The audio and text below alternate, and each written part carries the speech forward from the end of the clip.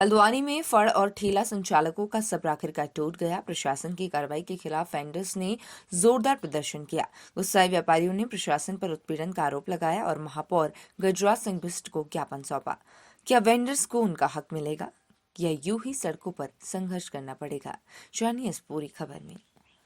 साल 2014-15 में नगर निगम ने वेंडर्स का सर्वे किया था, लेकिन उन्हें आज तक स्थायी जगह नहीं मिली। 2016 में 31 वेंडिंग जोन स्वीकृत हुए थे, लेकिन अब तक लागू नहीं हुए।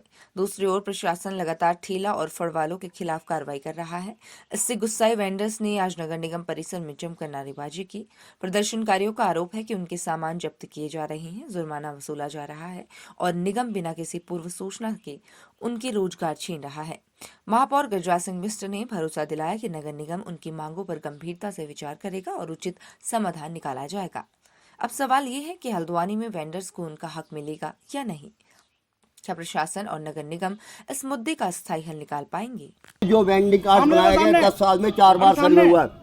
10 साल में 4 बार सर्वे हुए हैं और आज तक उस सर्वे को इन्होंने सर्वे पर सर्वे कर रहे हैं। वेंडिंग जोन पे 31 वेंडिंग जोन बनाए गए, लेकिन आज तक भी एक वेंडिंग जोन के स्थापित नहीं किया गया। उसकी क्या वजह थी? अभी नए नए सर आए, हम उनका स्वागत करते हैं, अभिनंदन करते हैं। इन्होंने वेंडिंग जोन के लिए बोला, लेकिन 10 साल में मेयर साहब ने पूर्व में भी ऐसे 10 साल हमारे साथ गुजारे हैं। आगे क्या होगा पता नहीं, लेकिन हमारा उजारीकरण हनन शुरू हो चुका है। हमारा माल उठाया जा रहा है, हमारे ठेले के कच्चे माल को नष्ट किया जा रहा है, धराशायी किया जा रहा है। हमारे वेंडिंग जोनों को ही नगर निगम प्रशासन, पुलिस प्रशासन और नगर प्रशासन, सिटी मजिस्ट्रेट साहब में आपस में तालमेल नहीं है।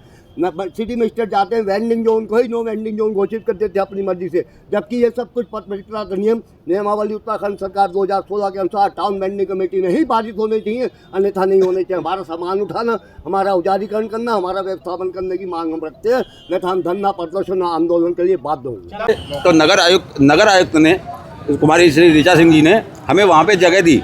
जगह देने के बाद हमसे कहा आप इतने एरिया में रहेंगे। हम उतने एरिया में थे। फिर भी कल सिटी मजिस्ट्रेट साहब ने आके मेरा 500 रुपये का चालान करा, मेरा ठेला उठा के फेंक दिया और कह रहे हैं कि आप यहाँ से ठेले हटाइए, जबकि वो वेंडर जोन घोषित है, लेकिन वहाँ लगाने ही नहीं दे रहे।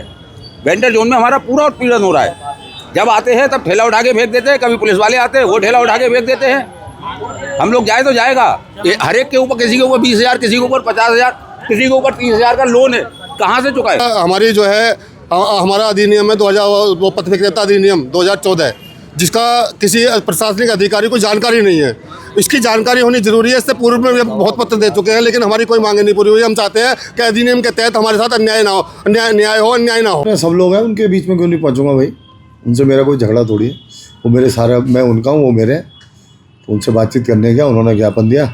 अभी हम अपने निगम के अधिकारियों के साथ बैठने वाले, उसमें देखो क्या निर्णय निकलता है, फिर आपको बताएंगे। देखिए, 2 चीज़ें हम हटा रहे हैं। एक तो जहाँ जहाँ जिन ठेलों में शराब बिक रही है उनको तो हम जब्त कर रहे हैं। शराब में जो ठेले हैं उसमें शराब बेचने का लाइसेंस उनको नहीं है, ना निगम देती है, ना आपका आबकारी विभाग देता है। क्या मतलब होता है ठेलों में शराब बेचने का? एक बात। दूसरी बात, जो ठेले गलत जगह से लगे हुए हैं स्थानों पर और जो सड़क को घेर रहे हैं, तो उन ठेलों से हमने बातचीत की, उनको हटाने का प्रयास किया है। तीसरी बात, हम ये कह रहे हैं कि हम वेंडिंग जोन बनाने जा रहे हैं, बातचीत कर रहे हैं, और उसके बाद जहाँ जहाँ हम बनाएंगे वहाँ उनके रजिस्ट्रेशन करके उनको उनके अनुसार वहाँ पर जगह देंगे। उनसे कहेंगे कि आप यहाँ लगाएं। क्या ना, प्रयास कर रहे हैं हम, तो हम प्रयास जारी है हमारे, और आप कुछ समय दीजिए और सारा हम हटाएंगे। हमारा पूरा जो चुनाव कैंपेन चला है, हमने अपने, ऐसा नहीं कि हम अब कर रहे हैं, हमने चुनाव से पहले भी कहा था कि हम अतिक्रमण हटाएंगे, और उसी के आधार पर जनता ने हमको अपना विश्वास दिया है। आगे भी इसी तरह की अपडेट्स पाने के लिए हमारे चैनल हल्द्वानी एक्सप्रेस न्यूज को सब्सक्राइब करना ना भूलें। धन्यवाद।